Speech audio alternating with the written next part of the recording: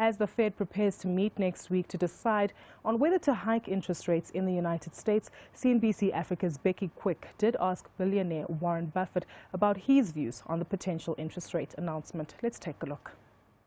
They've never asked me to be a member of the Fed. Maybe they think I know anything about it, and they're correct. I've always thought they'd be slow just because of the effect on currencies around the world if our interest rates keep getting stronger when Europe is trying to keep them low. One thing you have to be a little careful about in GDP statistics, when we talk about earnings of companies, we're always talking this year versus last year if we say they're up 5%. With GDP, when we talk quarterly, we're talking about sequential.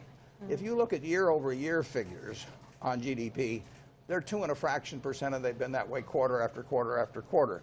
But the quarterly figures, you know, when you multiply something by 4, little changes get multiplied a lot. So the seasonal adjustments, both of the current period and the last period, they can throw those quarterly numbers off a lot when you report sequentially. I think, in a way, it's better to look at them year over year. And year over year, we've been in the 2.5% range now for, I don't know, 6 quarters or something like that. So I would be a little careful in getting too excited about quarterly statistics in either direction, as long as you're looking at them sequentially.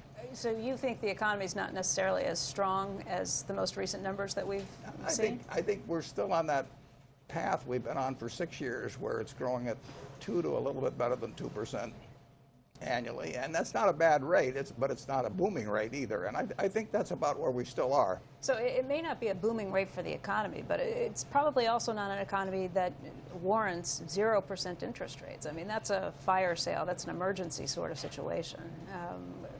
Why not move off of 0? They probably will. I don't know. I mean, but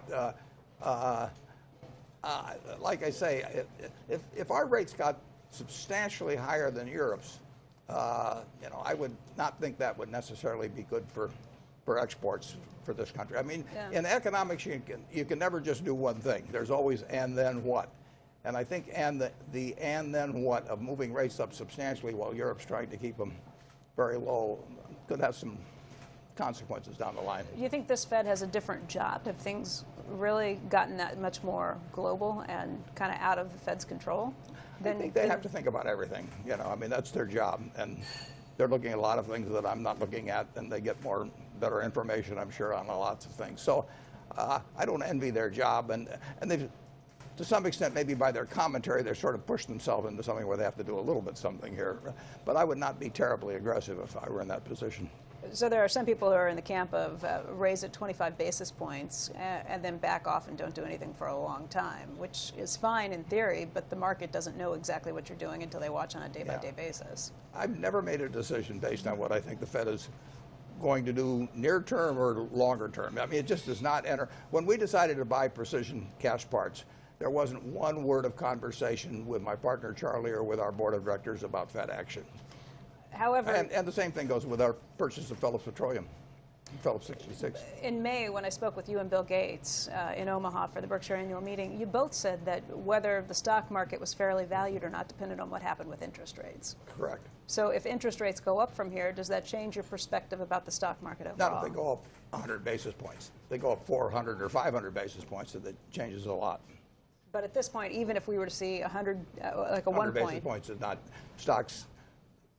If interest rates, if you guarantee me interest rates would be at 100 basis points higher than this for the next 20 years, I'd be buying stocks hand over fist.